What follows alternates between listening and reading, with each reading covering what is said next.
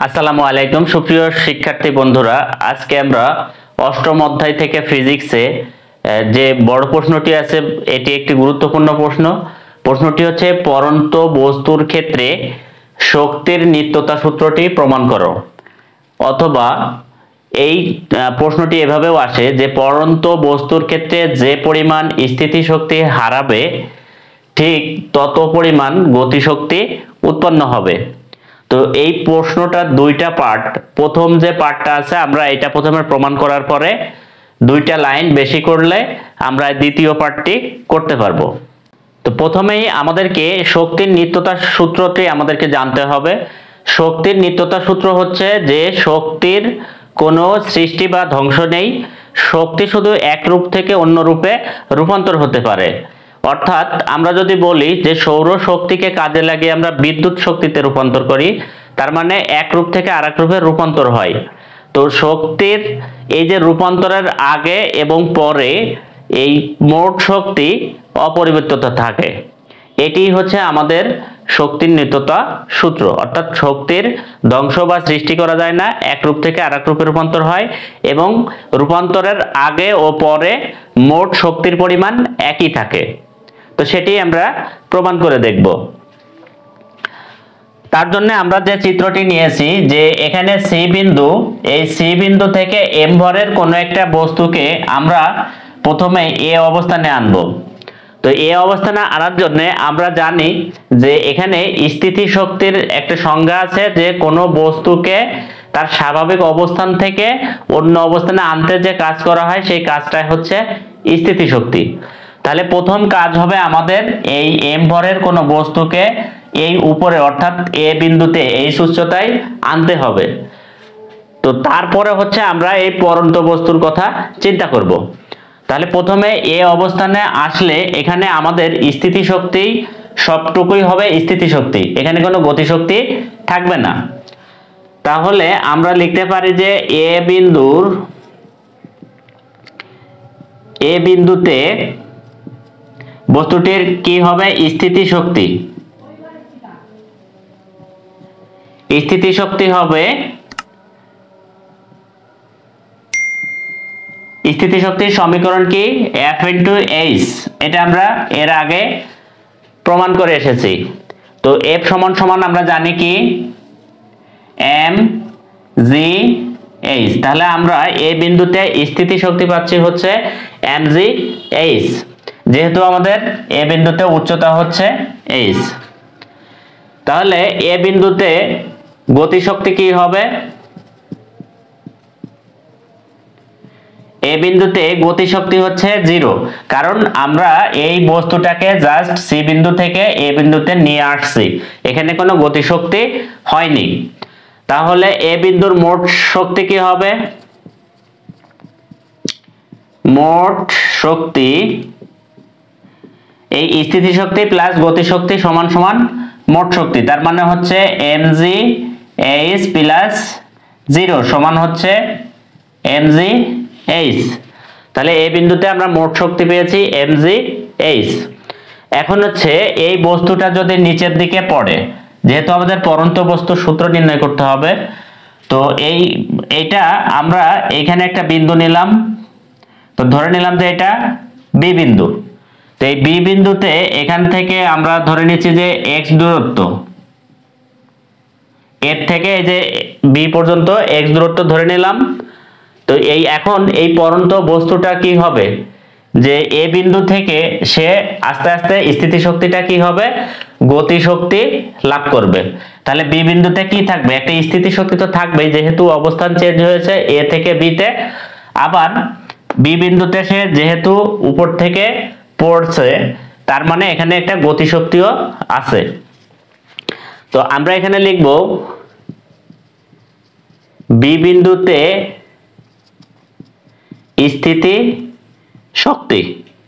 তো বি বিন্দুতে স্থিতি শক্তি কি হবে, স্থিতি শক্তির সূত্র আমরা জানি F × H, কিন্তু H ছিল এখানে আমাদের সি থেকে এ পর্যন্ত দূরত্ব ছিল H, কিন্তু এখানে হবে তাহলে পুরোটা হচ্ছে যদি H হয়, H থেকে x যদি বাদ দিই তাহলে এইখানকার দূরত্ব আমরা পাবো।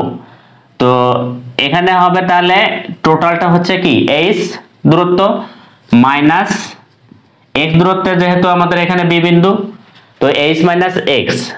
তো এখান থেকে আমরা যদি f এর মান বসাই mg, তাহলে ইনটু h মাইনাস x, তো এটাকে লেখা যায় mg h, অর্থাৎ mg টা h এর সাথে গুণ করে দিব মাইনাস আবার x এর সাথেও গুণ করে দিব, তাহলে mg x হবে।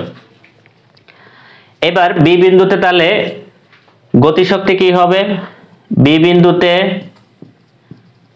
গতিশক্তি হবে, এখানে গতিশক্তির যে সূত্র, সেই সূত্রটা আমরা জানি যে হাফ এম ভি স্কোয়ার, এটা আমরা জানি। তো গতিশক্তির সমীকরণ যেহেতু হাফ এম ভি স্কোয়ার, এখানে ভি স্কোয়ারের মানটি আমাদেরকে বসাতে হবে, কারণ ভরটা এখানে আছে। তো এই গতিশক্তির যে মান আছে এটা বের করতে হলে আমরা জানি v square equal u square plus 2as, এই সূত্র কিন্তু আমরা জানি। কিন্তু এই যে এ, এটা হচ্ছে ত্বরণ, কিন্তু আমরা তো এই ত্বরণটা হচ্ছে কি খারাপ হবে, তাহলে এই এর জায়গায় হবে আমাদের সূত্র হচ্ছে জি, অভিকর্ষ ত্বরণ, আর এসটা হচ্ছে এটা হচ্ছে আনুভূমিক দিকে সরণ, কিন্তু আমাদের উপর নিচে যে সরণ এটা হচ্ছে কি এখান থেকে এ থেকে বি পর্যন্ত এখানে সরণ হয়েছে এক্স। তাহলে আমরা সূত্রটা পাচ্ছি v square equal u square plus 2gx। তো এখানে বি স্কোয়ার সমান ইউ স্কোয়ার হচ্ছে 0 লিখবো, কারণ আমরা এই অবস্থান থেকে যখন পড়া শুরু করছে এখানে কিন্তু এ বিন্দুতে আমরা বস্তুটি উঠানোর পরে স্থির ছিল, তো স্থির অবস্থায় এখানে আদিবেগটা 0, তার মানে প্লাস 2gx। তাহলে বি স্কোয়ারের মান পাচ্ছি আমরা 2gx। তো এখানে আমরা মানটি বসিয়ে দিব যে 1/2 m ভি স্কোয়ার মানে হচ্ছে 2 ইন্টু জি এক্স, এখানে ইন্টু দিলাম। তো এই 2 আর এই 2 কেটে দেওয়া যায়, তাহলে থাকে হচ্ছে mg x। তাহলে বি বিন্দুর স্থিতিশক্তি গতিশক্তি পেলাম, তাহলে মোট শক্তি কি হবে? বি বিন্দুতে মোট শক্তি হবে স্থিতিশক্তি প্লাস গতিশক্তি। তো আমরা স্থিতিশক্তি পেয়েছি হচ্ছে mg h minus mg x, এর সাথে যোগ হবে কি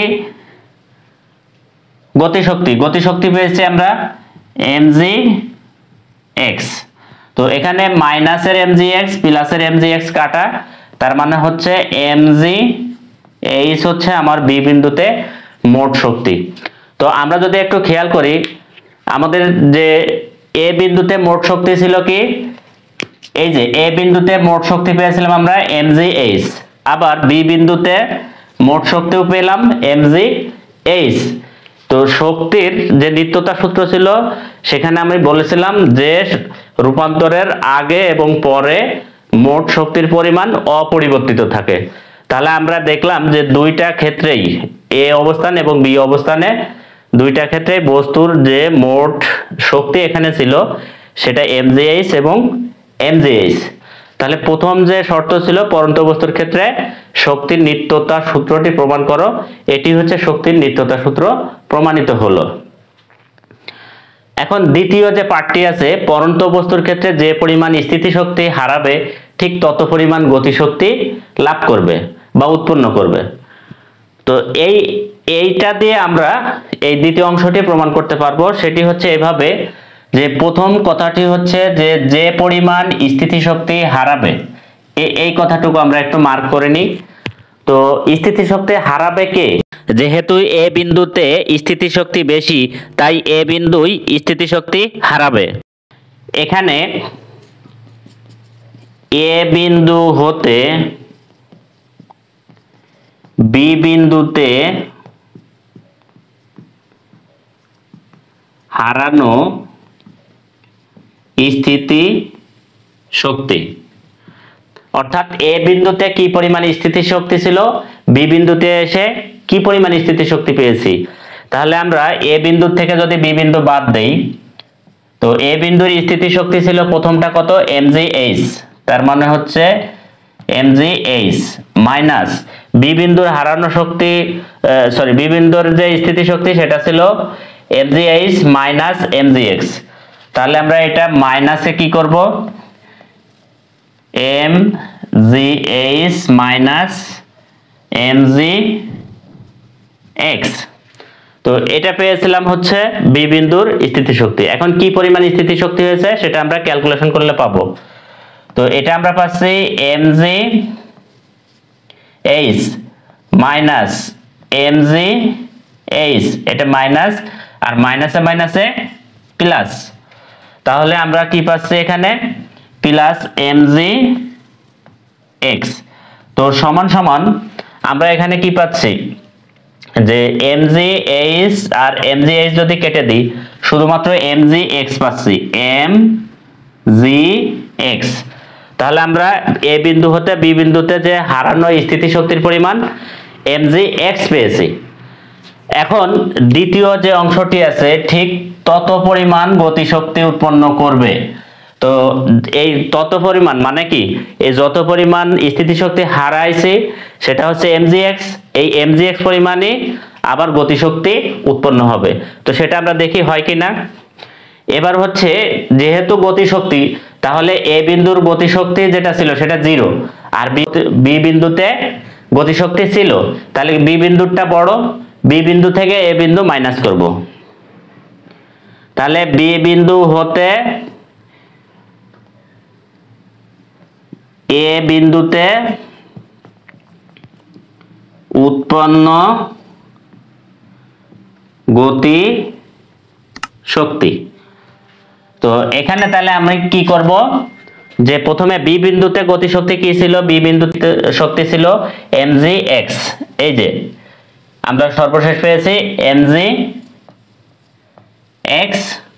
তো এখান থেকে আমি মাইনাস দিব আমার পূর্বে কি গতি শক্তি ছিল আগে, তাহলে গতি শক্তি ছিল আমার এখানে এ বিন্দুতে হচ্ছে 0, তার মানে এটার সমান সমান আমরা পাচ্ছি হচ্ছে mgx।